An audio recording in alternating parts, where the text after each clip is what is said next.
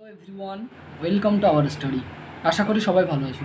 তো আজকে আমি মডেল অ্যাক্টিভিটি টাস্ক পঞ্চম শ্রেণী গণিত নিয়ে আলোচনা করব, যেটা দেওয়া হয়েছে সেপ্টেম্বরে 2021। সেপ্টেম্বর এখানে দেখতে পাচ্ছ, সেপ্টেম্বর 2021 সেটা নিয়ে। তো ভিডিওটা কোথাও স্কিপ না করে শেষ পর্যন্ত দেখার অনুরোধ রইল। ভিডিওতে কোথাও বোঝার অসুবিধা হলে সেটা কমেন্ট সেকশনের মাধ্যমে জানাও, তাহলে বুঝিয়ে দেওয়ার চেষ্টা করবো। তো চলো ভিডিওটা শুরু করা যাক।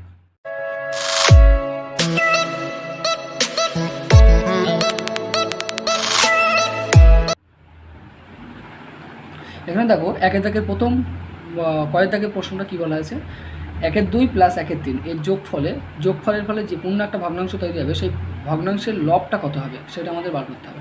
তো চলো, এখানে কী বলা হয়েছে 1/2 প্লাস 1/3। আমাদের প্রথমে কী করতে হয়, এরকম দুটো ভগ্নাংশকে একটা মূল ভগ্নাংশ আনতে গেলে প্রথমে কী করতে হয়, দুটো ভগ্নাংশ যোগ করার সময় প্রথমে আমাদের এই যে দুটো ভগ্নাংশ হর আছে সেই দুটোকে লসাগু করতে হয়। তো এই 2 এবং 3 আছে হরে, এই দুটোকে প্রথমে লসাগু করবো।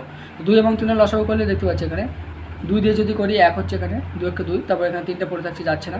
3 দিয়ে করলে এখানে একটা থেকেই যাচ্ছে, 3 একে 3 হচ্ছে।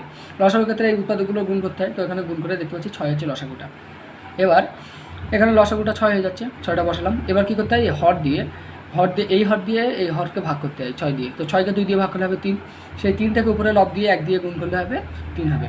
আবার এই 3 দিয়ে যদি এই হরকে ভাগ করি তাহলে হবে 3 2 6 মানে 2 হচ্ছে। 2টাকে উপরে লব দিয়ে গুণ করতে হয়, মানে 1 দিয়ে গুণ করলে কী হবে, 2 একে 2। তাহলে উপরে কী হচ্ছে, 3 আর 2 5/6। তাহলে এই যে মূল ভগ্নাংশ তৈরি হচ্ছে, সেই ভগ্নাংশের লবে কত আছে এখানে 5।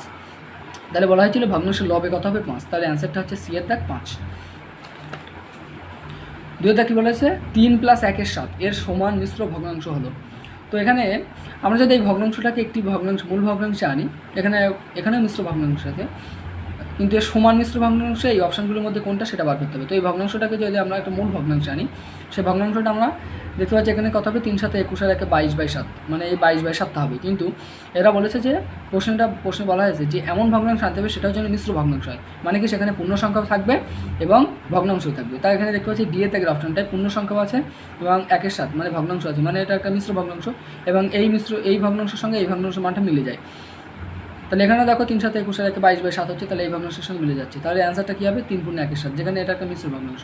এখানে পূর্ণ সংখ্যা 3 আছে এবং 1 7 একটা ভগ্নাংশ, তাহলে এটা একটা মিশ্র ভগ্নাংশ হয়ে যাচ্ছে।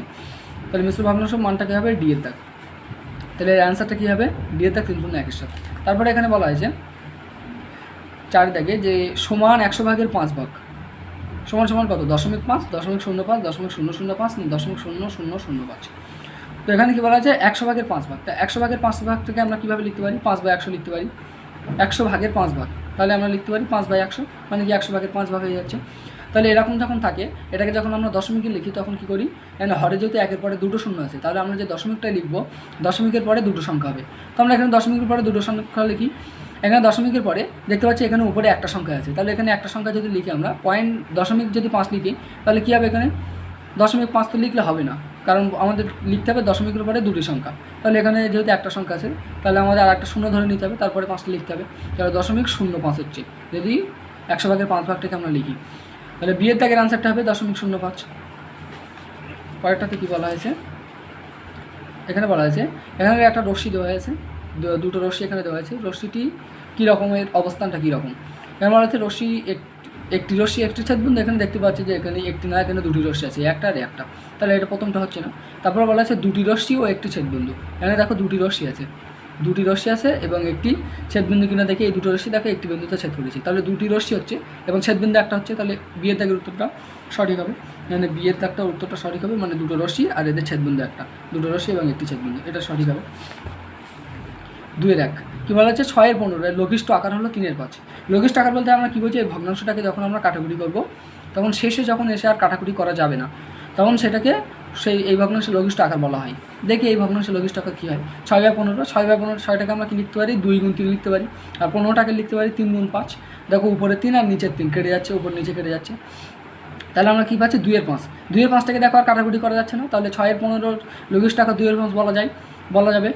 তাহলে এখানে কী বলা হয়েছিল, 6/15 লঘিষ্ঠ আকার 3-এর 5, তাহলে এটা মিথ্যা হচ্ছে, তাহলে এটা 6/15 লঘিষ্ঠ আকার হলো 3-এর 5, এটা ফলস হবে। তারপরে দেখো এখানে কী বলা হচ্ছে, একটি বর্গাকার চিত্রে একটি বাহু দৈর্ঘ্য সমান বর্গাকার চিত্রে পরিসীমা বাই 4 4 বর্গাকার চিত্রের পরিসীমা বাই 4। তাহলে এখানে একটা বর্গাকার চিত্র আঁকলাম। বর্গাকার চিত্রের কী জানি আমরা যে প্রতিটা বাহুর দৈর্ঘ্য বর্গাকার চিত্রের ক্ষেত্রে একই হয়, বাহুর দৈর্ঘ্য একই হয়। এখানে 4টে বাহু আছে বর্গক্ষেত্রে, যা প্রতিটা বাহুর দৈর্ঘ্য একই। আমরা কি জানি বর্গাকার চিত্রের পরিসীমা সমান সমান আমরা কি জানি 4 গুণ বাহু। 4 গুণ বাহু এটা আমরা জানি। তাহলে এটাকে উল্টে লিখি 4 গুণ বাহু সমান সমান পরিসীমা। এটা জাস্ট উল্টে দেখলাম। তাহলে বাহুর দৈর্ঘ্য কী হবে, এখানে বাহু কী হবে, যেহেতু 4 গুণ 4 দিয়ে বাহুকে গুণ করলে পরিসীমা হয়, তাহলে একটা বাহুর দৈর্ঘ্য আমরা যদি বার করি, শুধু বাহুটা যদি বার করি, তাহলে এই পরিসীমাকে 4 দিয়ে ভাগ করলে হয়ে যাচ্ছে। তাহলে একটি বাহুর দৈর্ঘ্য সমান সমান কী হচ্ছে, পরিসীমা বাই 4 হয়ে যাচ্ছে। এই 4টা যদি এই সাইডে নিয়ে আসি সমান সমান এই সাইডে, তাহলে ভাগে হয়ে যাচ্ছে। তাহলে পরিসীমা বাই 4 হয়ে যাচ্ছে, মানে পরিসীমাকে 4 দিয়ে ভাগ করলে একটা বাহুর দৈর্ঘ্য পেয়ে যাচ্ছি। তাহলে এটা ট্রু হবে। তারপর একটা কী বলা হয়েছে, এখানে দেখো বলা হয়েছে যে 100টি বোতাম বর্গাকারে সাজালে একটি সারিতে বোতাম সংখ্যা হবে 9টি। দেখো এখানে বর্গাকারে সাজাচ্ছে 100টি বোতাম। তাহলে 100টি বোতাম বর্গাকারে সাজানো মানে কি প্রতিটা সারিতে বোতাম সংখ্যা একই থাকবে, কারণ বর্গক্ষেত্রে আমরা জানি বাহুর দৈর্ঘ্য সমান, যেহেতু এখানে বোতাম, তাহলে প্রতিটা সারিতে বোতামের সংখ্যা একই থাকবে। তাহলে যদি বর্গাকারে সাজানো হয়, এখানে দেখো এখানে বোতামগুলোকে বর্গাকারে সাজিয়েছি আমি, 100টা বোতাম আছে এখানে। তাহলে বর্গাকার সাজানো বোতামের ক্ষেত্রফল কী হবে, যেহেতু 100টা বোতাম পুরো এই বর্গক্ষেত্রটা জুড়ে আছে, পুরো বর্গক্ষেত্র জুড়ে আছে, মানে কি ওটা বর্গক্ষেত্রের ক্ষেত্রফল। তাহলে বর্গাকার সাজানো বোতামের ক্ষেত্রফল হচ্ছে 100, যেহেতু 100টা বোতাম দিয়ে এটা তৈরি হয়েছে। তাহলে বর্গাকার ক্ষেত্রে বোতামের ক্ষেত্রফল, আমরা বর্গক্ষেত্রের ক্ষেত্রফল কি জানি, বাহু গুণ বাহু। তাহলে বাহু গুণ বাহু সমান সমান 100 হবে। এই যেটা 100টা ছিল ক্ষেত্রফল, তাহলে 100টাকে আমরা লিখতে পারি কি 10 গুণ 10 হিসেবে লিখতে পারি। এবার যেহেতু আমাদের একটি বাহুর দৈর্ঘ্য বার করতে হবে, এখানে দুটো বাহু আছে এবং 10 গুণ 10 আছে, তাহলে আমাদের একটি বাহু পেতে গেলে আমাদের এখানে বর্গমূল করতে হবে। এখানে বর্গমূল করে দিলাম উভয় সাইডে, এটাকেও বর্গমূল করলাম এবং এটাকেও বর্গমূল করলাম, উভয় সাইডে বর্গমূল করে দিলাম।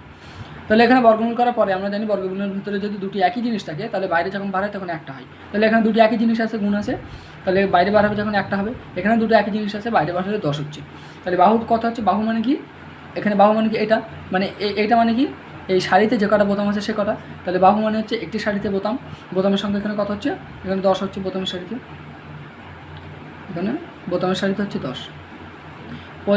একটি সারিতে বোতাম আছে কটা, 10টা। তাহলে উক্তিটি মিথ্যা হবে, কারণ ওখানে কী বলা আছে, একটি সারিতে দেখো এখানে বলা আছে যে একটি সারিতে বোতাম থাকবে 9টা, এটা হচ্ছে মিথ্যে। তারপর কি বলা হয়েছে 10/5 এবং দেখো এখানে বলা আছে 10/5 সমান সমান 5/10, এটা সত্যি কিনা। এখানে দেখো 10/5 মানে কি, আমরা জানি 5 2 10, তাহলে 10কে 5 দিয়ে ভাগ করলে হবে 2। এখন দেখি 5/10 সমান সমান 2 হচ্ছে কিনা, তাহলে 2 হলে সমান হবে। তাহলে 5/10 সমান সমান এটাকে কী লিখতে পারি, আমরা লিখতে পারি 5/10। এবার 5টাকে লিখি 5 গুণ 1, এবং 10টা কি জানি আমরা 5 2 10, তাহলে 5 গুণ 2, মানে 5 আর 5 কেটে যাচ্ছে, তাহলে থাকে দেখো 1/2, মানে হাফ থাকে। তাহলে এখানে দেখো 10/5 মানে হচ্ছে 2 এবং 5/10 মানে হচ্ছে হাফ, তাহলে দুটো একই হচ্ছে না, তাহলে এটা উক্তিটি মিথ্যা হয়ে যাচ্ছে। এবার দেখো 3 দেখো 3 থেকে কী বলা আছে, একটা ছক দেওয়া হয়েছে। ছক বলা আছে সরলরেখা, সরলরেখাংশ, রশ্মি, সমবিন্দু সরলরেখা। সেগুলি কোনটার কটা করে প্রান্তবিন্দু থাকে, প্রান্তবিন্দু নেই, একটি নির্দিষ্ট ছেদবিন্দুগামী এবং একটি প্রান্তবিন্দু আছে, সেটা আমাদের বার করতে হবে। তো আমরা সরলরেখা বলতে আমরা কী জানি, সরলরেখা মানে হচ্ছে এমন একটা রেখা যে রেখার দুই সাইডে কোনো শেষ নেই, এই সাইডেও কোনো শেষ নেই এবং এই সাইডেও কোনো শেষ নেই, দুই সাইডেই কোনো শেষ নেই, এটাকে বলা হয় সরলরেখা। যার দুই সাইডে এদিকে আমরা যতটা পারি মনে করবো বাড়াতে পারবো, এদিকেও যতটা পারি মনে করবো বাড়াতে পারবো, মানে কোনো শেষ বিন্দু নেই। শেষ বিন্দু মানে কি, প্রান্তবিন্দু নেই। তার সরলরেখার কোনো প্রান্তবিন্দু নেই, দুই সাইডে যতটা পরিমাণ বাড়ানো যায়। তার সরলরেখাটা কী হবে, কোনো প্রান্তবিন্দু নেই, মানে সরলরেখাটা হচ্ছে কোনো প্রান্তবিন্দু নেই, এই হচ্ছে। এবার হচ্ছে সরলরেখাংশ। সরলরেখাংশ মানে কি, রেখা থেকে যদি আমি একটুখানি অংশ কেটে নিই, মনে করি এখান থেকে এইটুকু অংশ কেটে নিলাম, সেই কেটে নেওয়া অংশটা হচ্ছে এইটা, তাহলে কেটে নেওয়া অংশটা কি আর বাড়ানো যাবে, কেটে নিচ্ছি, তাহলে এখান থেকে তো আর বাড়ানো যাচ্ছে না, এটা হচ্ছে সরলরেখাংশ। দুই সাইডে আর কোনো অংশ এখানে বাড়ানো যাচ্ছে না, তাহলে এটাকে বলা হয় সরলরেখাংশ। তাহলে এর বাড়ানো যাচ্ছে মানে কি, এর শেষ বিন্দু এই সাইডে আছে আর প্রথম বিন্দু এই সাইডে মানে দুই সাইডে একটা বিন্দু আছে, যেটাকে প্রান্তবিন্দু বলা হয়। তাহলে সরলরেখাংশর কী আছে, প্রান্তবিন্দু আছে। তাহলে এখানে কী হবে, সরলরেখাংশের দুটি প্রান্তবিন্দু থাকবে, তার কারণে একটা প্রথম বিন্দু আছে এবং একটা শেষ বিন্দু আছে, যেহেতু এটা সরলরেখাংশ, সরলরেখা থেকে কেটে নেওয়া আছে। তারপর হচ্ছে রশ্মি। রশ্মি মানে কি, মনে করি একটা টর্চ থেকে একটা লাইট চালাম, সেটাও একটা রশ্মি। তাহলে টর্চের ক্ষেত্রে কী হয়, একটা তার সোর্স থাকে, মানে উৎস থাকে, তাহলে সেটা তার প্রান্তবিন্দু। যদি এখানে একটা লাইট থেকে, লাইট থেকে যদি রশ্মি ছাড়ি, তাহলে এটা হচ্ছে প্রথম বিন্দু, মানে এর একটা প্রান্তবিন্দু আছে, কিন্তু এই রশ্মিটা তো যতদূর পর্যন্ত যেতে পারে, তাহলে তার শেষ বিন্দু নাই কোনো, যতদূর পর্যন্ত যেতে পারে তার কোনো শেষ বিন্দু আছে, শেষ বিন্দু নেই। কিন্তু এর প্রথম বিন্দুটা কি, যেটা তার সোর্স মানে লাইট, এটা হচ্ছে তার প্রথম বিন্দু, তাহলে এর একটা প্রান্তবিন্দু আছে কিন্তু শেষ বিন্দু আছে আর শেষ বিন্দু নেই। তাহলে রশ্মির ক্ষেত্রে এখানে কী হবে, দেখো রশ্মির ক্ষেত্রে কী হবে, একটি প্রান্তবিন্দু পাওয়া যাবে আর অন্য কোনো প্রান্তবিন্দু পাওয়া যাবে না, কারণ অন্যদিকে সে যতদূর পর্যন্ত যেতে পারে। তারপর কী বলা হচ্ছে, সমবিন্দু সরলরেখাংশ। সরলরেখা, সমবিন্দু সরলরেখা। তো এখানে দেখো সমবিন্দু সরলরেখা কীভাবে হচ্ছে। সমবিন্দু মানে কি, যে সরলরেখাগুলি একটি বিন্দুতে ছেদ করবে, একটি নির্দিষ্ট বিন্দুতে ছেদ করবে। দেখো এখানে এই একটা সরলরেখা, একটা সরলরেখা, একটা সরলরেখা, এরা পরস্পর একটি নির্দিষ্ট বিন্দুতে ছেদ করেছে। তাহলে এখানে কী হবে, যে সরলরেখাটা সমবিন্দু সরলরেখা একটি নির্দিষ্ট ছেদবিন্দুগামী হবে। তারপরে আসা যাক 4-এর দাগ, 4-এর ক। 4-এর ক দাগে কী বলা হয়েছে, তুমি বাস চেপে স্কুলে যাচ্ছ, কন্ডাক্টরকে 20 টাকা দিলে, তিনি তোমাকে 15.50 টাকা ফেরত দিল। কন্ডাক্টরকে কত টাকা নিলেন, কন্ডাক্টর কত টাকা নিলেন। তাহলে এখানে আমাদের বিয়োগ করতে হবে, আমি কত টাকা দিলাম আর সে কত টাকা ফেরত দিল। তাহলে সে, আমি 20 টাকা দিলাম, সে ফেরত দিল 15 টাকা 50 পয়সা।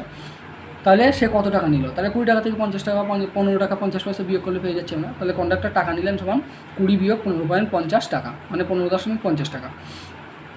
তাহলে এখানে 20, এখানে যেহেতু পয়েন্টের পরেও সংখ্যা আছে, তাই এখানে পয়েন্টের পরে সংখ্যা নেবো, আমাদের বিয়োগের সুবিধার্থে আমরা এখানে পয়েন্টের পরে সংখ্যা নেবো। সংখ্যাগুলো যেহেতু কোনো সংখ্যা নেই, তাহলে 0 নিচ্ছে এখানে।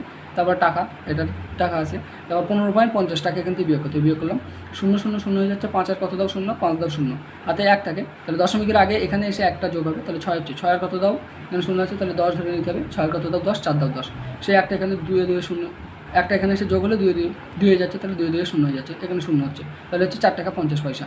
তাহলে কন্ডাক্টর কত টাকা নিয়েছে, 4 টাকা 50 পয়সা। এবার দেখো এখানে কী বলা হয়েছে, দেখো আয়তক্ষেত্রের খেলার মাঠ 50 মিটার এবং দৈর্ঘ্য 50 মিটার, প্রস্থ 30 মিটার, চারদিকে পাঁচিল দিতে হবে। তাহলে পাঁচিলের দৈর্ঘ্য নির্ণয় করি। এখানে মনে করি একটা আয়তক্ষেত্র আছে, তার 50 মিটার দৈর্ঘ্য এবং 30 মিটার প্রস্থ আছে। এবারে জমিটার পাঁচিল দিতে হবে, মানে কি এই বরাবর পাঁচিল দিতে হবে, এই বরাবর পাঁচিল দিতে হবে, বাউন্ডারিটাই পাঁচিল দিতে হবে, মানে এই বরাবর, এই বরাবর, এই বরাবর আর এই বরাবর, মানে এই দুবার দৈর্ঘ্য বরাবর এবং দুবার প্রস্থ বরাবর দিতে হবে। তাহলে মানে এটা কীভাবে পাঁচিলটা দেওয়া হচ্ছে, এই যে আয়তক্ষেত্রকার জমি আছে তার পরিসীমার উপর পাঁচিলটা দেওয়া হচ্ছে। তাহলে পাঁচিলের দৈর্ঘ্য কী হবে, এই আয়তক্ষেত্রকার জমির পরিসীমা হবে। পরিসীমা সূত্র আমরা কী জানি, 2 গুণ দৈর্ঘ্য যোগ প্রস্থ, 2 গুণ দৈর্ঘ্য যোগ প্রস্থ, আর এককও মিটার হয় কারণ এখানে এককটা মিটার আছে। তাহলে 2 গুণ দৈর্ঘ্য 50 এবং প্রস্থ হচ্ছে 30 মিটার।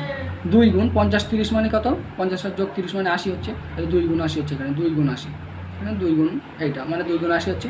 তাহলে 2 গুণ 80 মানে কী হচ্ছে, 160 মিটার। তাহলে পাঁচিলের দৈর্ঘ্য কত হবে আমার, 160 মিটার। গয় দেখা একটা সরল দিয়েছে, এখানে সেকেন্ড ব্র্যাকেট, থার্ড ব্র্যাকেট দিয়ে এখানে সেকেন্ড ব্র্যাকেটের মধ্যে 50 বিয়োগ 2 + 3, তারপর সেকেন্ড ব্র্যাকেট ক্লোজ করে +15, থার্ড ব্র্যাকেট দিয়ে ভাগ 12। তাহলে আমাদের প্রথমে আমাদের এই যে এখানে যে থার্ড ব্র্যাকেটগুলো আছে, সেই থার্ড ব্র্যাকেট কাজটা আমরা প্রথমে করে নেবো। এই ভিতরে কী কী আছে, থার্ড ব্র্যাকেটের মধ্যে প্রথমে আমরা এই ফার্স্ট ব্র্যাকেটের কাজটা করবো। এই ফার্স্ট ব্র্যাকেটের কাজটা করছি 2 আর 3 5 হচ্ছে, এখানে বাকিগুলো সব একই রাখলাম, 50 থেকে এটা বিয়োগ শুধু এটা 5 করলাম, ফার্স্ট ব্র্যাকেট কাজটা করলাম। তারপরে যেগুলো যেভাবে আছে সেভাবেই রাখলাম। তারপর দেখো সেকেন্ড ব্র্যাকেটে কাজ করছি, সেকেন্ড ব্র্যাকেট 50 থেকে 5 বিয়োগ করলে হচ্ছে 45 যোগ 15, এখানে থার্ড ব্র্যাকেট যেভাবে আছে সেভাবেই রেখেছি, ভাগ 12, 45 আর 15 কত হচ্ছে 60, থার্ড ব্র্যাকেট কাজটা করলাম, তারপরে ভাগ 12 হচ্ছে এখানে 60 ভাগ 12, 60 থেকে 12 ভাগ করলে কত হবে 5। তো পুরোপুরি সলভ করলে মডেল অ্যাক্টিভিটি পঞ্চম শ্রেণী গণিত। আর আমাদের এই চ্যানেলটাকে সাবস্ক্রাইব করে দিও তোমরা সমস্ত রকম মডেল অ্যাক্টিভিটি টাস্ক, এই পার্ট 6-এর সমস্ত মডেল অ্যাক্টিভিটি টাস্ক পেতে। আর এই ভিডিওটা ভালো লাগলে লাইক করো, শেয়ার করো, কমেন্ট, এবং যদি কোথাও বোঝার অসুবিধা হয় সেটা কমেন্ট সেকশনের মাধ্যমে জানাও। আর আমাদের চ্যানেলটাকে সাবস্ক্রাইব করে আমাদের পাশে থাকো। যারা সাবস্ক্রাইব করেছো তাদেরকে অসংখ্য ধন্যবাদ। Thanks for watching.